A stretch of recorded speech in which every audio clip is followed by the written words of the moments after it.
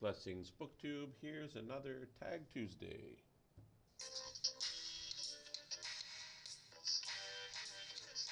I like to read. You do too.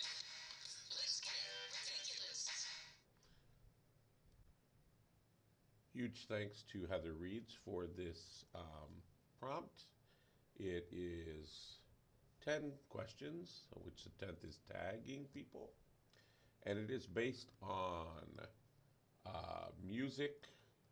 What does it just say? Celtic music, I guess, shall we say. More modern Celtic music for the most part, I think. I'm a Pogues man myself, for the record. And here we go. Number one, Drunken Lullabies by Flogging Molly is the song. And the prompt says, a book involving a celebration that you enjoyed. My mind went straight away to Babette's Feast, like Water for Chocolate, Como Agua para Chocolate, and one other one. But they are all movies that I've seen and not read the books. So I'm going to go back to the source.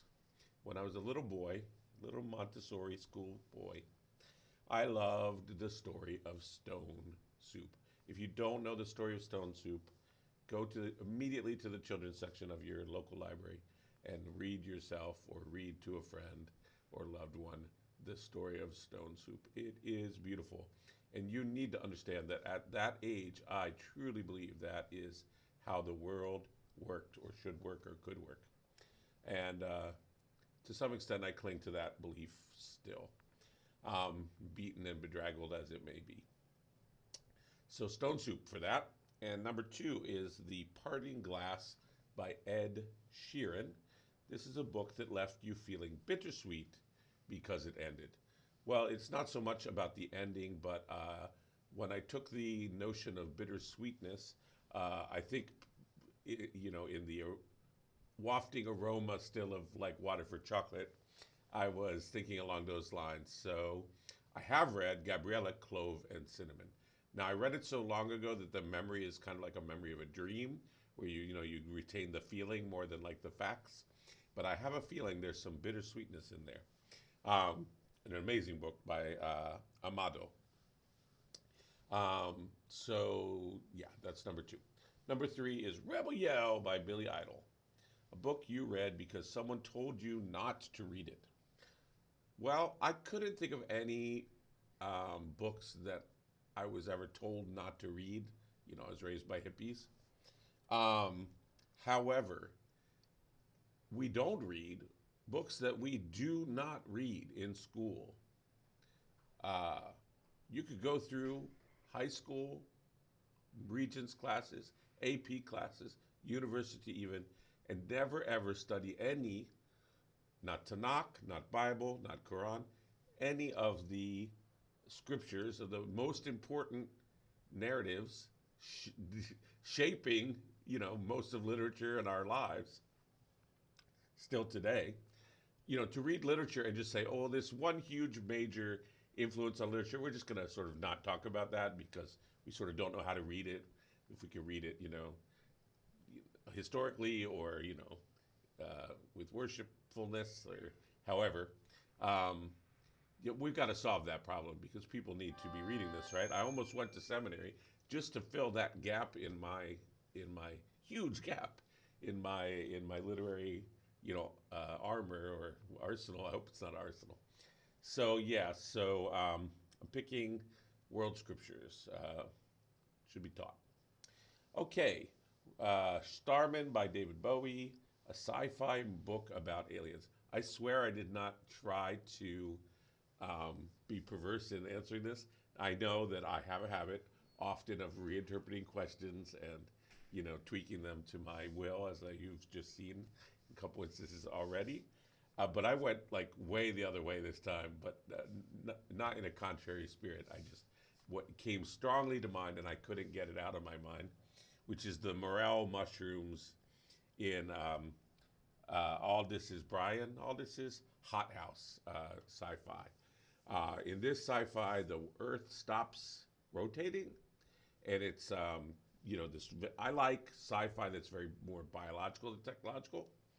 Um, and by the way, we're not looking for alien life. We're looking for us, people that look like us out in space. They may not exist. Life is going to look somehow different from us when we find it, but it's out there. The moon and the Earth get like connected by these webs, and there's just these massive trees, and people live in the trees and never come down to Earth. And so everything's evolved, but it's on Earth. It's not aliens. Sorry, but anyway, there's different species that meet each other. At some point, they take these pods up to the moon. At other points, they go down to the Earth levels and meet other kinds of humanoids. And one creature that they encounter is this morel mushroom that attaches itself and parasitizes the human host, but in a way that makes them like brilliant and very charismatic and very domineering and just like makes them like a leader with the view of sort of colonizing humanity and sort of controlling the earth. So those morels, that's one of the better aliens that I've ever read, but it just didn't happen to be an alien. Sorry. Anyway, check out Aldous' Hot House series. It's got a different title as well, but I can't remember what the other title is. 5, Shipping Up to Boston by Dropkick Murphys. A fiction or nonfiction book set in or around Boston, Mass. For this, actually, I picked Emerson. I like to try to be more creative than the obvious answers. But the reason I picked him is I think I can say something a little less obvious about him. One of the things he's famous for is the, what was it called? The commencement speech, I think, that he gave at the Divinity School. The Divinity School address, that's right, at Harvard Divinity School. Those of you who don't know that the founding fathers were Unitarians and not fundamentalists in the way Christianity has sort of emerged in the United States in contemporary society. At the time of the founding fathers, definitely the Boston Brahmins were Unitarians. And these transcendentalists, they sort of branched off of the Unitarians and went even a little bit further, eventually till they're, the hymn, the Brahmin. They reckon ill who leave me out. When me they try, I am the wings, I am the doubter and the doubt, and I, the hymn, the Brahmin sings. So it wasn't all just like going and sitting alone on your pumpkin. There was a lot of communing with, nature, the world, and, pre-hippies, they were already interested in India. So Emerson, I'm going to pick Representative Man because he highlights a number of these people. They had a commune in Brooks Farm at one point. Alcott, was a part of that. Father of Little Women. Just a lot of very fascinating people with really, really interesting ideas just percolating around at that time. do read the Transcendentalists. Of American literature, which is not my favorite, they're some of the more interesting. Okay, 6. The Bonnie Banks of Lochlomond, a book that's centered around nature. Well, I keep talking about, Aldo Leopold's Sand County Almanac and, Peter Mathiassen's Snow Leopard and other works. So I challenged myself to go in a different direction. And so less of a naturalist, but more of a satirist, I would say. I'm going to pick, Edward Albee, who I read when I moved to New Mexico, where my mom had moved, and where I did my master's. Edward Albee wrote The Monkey Wrench Gang, which, if you haven't read it, is fun and funny and interesting. So check that one out. Sort of the weathermen of the environmentalist movement, maybe? The Monkey Wrench Gang. All right, 7. There's so much great naturalist literature out of New Mexico now that I'm thinking of, the Milagro Beanfield War, and of course all the Native Americans, Lucy Tapanso, and all right. So moving on. 7, 2 Recruitin Sergeants by Seamus Kennedy. That's a good. There's an Irish name if you ever heard one. a fiction or nonfiction book about war. So since I always opt for fiction, I decided I ought to try for a nonfiction in this case. And I love history, read a lot of it. I don't so much care for military history, or not.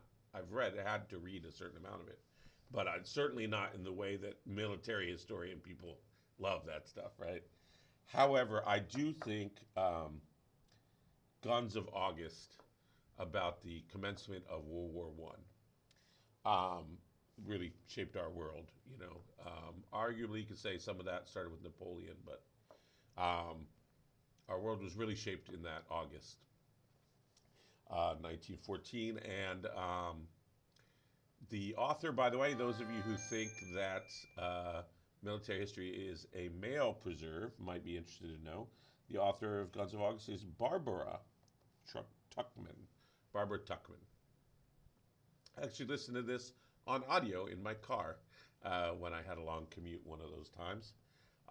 So I do occasionally listen to audio, probably more nonfiction actually, because or something historical where it's sort of, long, but I don't want to take notes. Is that how I get out of taking notes on that? No, it was really amazing.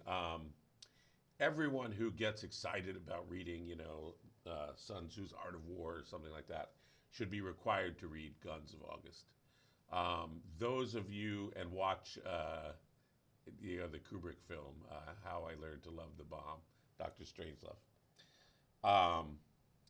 Those of you who don't know that the people in charge of our most dangerous machines are unbalanced, need to read Guns of August. I'll give you just one example. The French, the French, beautiful fashionistas. They had red trousers for their uniform. They were quite fond of their red trousers. Beautiful red trousers. Really just looked good on parade and stood out perfectly for somebody who wanted to shoot them. They wore those red trousers into World War I. It wasn't until World War I the French gave up the red trousers on their uniforms. And it's all pride. And so, they're talking themselves into war. They've built their toys and they want to play with them. And that is, what happens when we arm up and don't play nice with other countries. Failure of diplomacy, preparation for war. You could almost say like a yearning for war, like a death urge, right? The Freudian death urge. Okay, so Guns of August, check that one out. 8 is Molly Malone by the Dubliners, a book with a badass female main character. I'm going to surprise you on this one. I'm not going with Medea or Portia or whoever you think I might. I do also read thrillers and mysteries and whatnot. And I do enjoy the Janet Ivanovich, Stephanie Plum books. Stephanie Plum is a bounty hunter, funny lady who has, these adventures with these bumbling gangster types. Just enough menace to put a little spice in it, enough humor that it's fun to, you can enjoy it and not think about death and, what it's really all about. So there you go. I tried to surprise. 9 is an Irish pub song by the Rumjacks, a book that is misunderstood. Well, besides all of the scriptures, most of Freud, Das Kapital, right? So many. I'm actually going to choose Frankenstein. So here, a very on the nose, very popular answer. But remember the subtitle, Prometheus Reborn. Prometheus. I think that could be a very interesting reading of Frankenstein today with regards to the genome and AI. But for that, you will have to wait for perhaps for a different video. So that, I'll stop myself there. is the 9 and the 10th question is to tag some folks. And the folks I'm going to tag for this one, I've done my bigger YouTubers, my thousands, just over thousands YouTubers. Then I did my hundreds, YouTubers in the hundreds, my last big tag. So this one I'm going to do newbies who I've watched about a dozen or so newbies who are, just getting started. Some of them, but not many, have as few followers as me. So I want to give them a little love. So I'm going to tag them down in the box. Make sure you check them out and find some great new booktuber content that's just getting going. You can influence their journey on BookTube.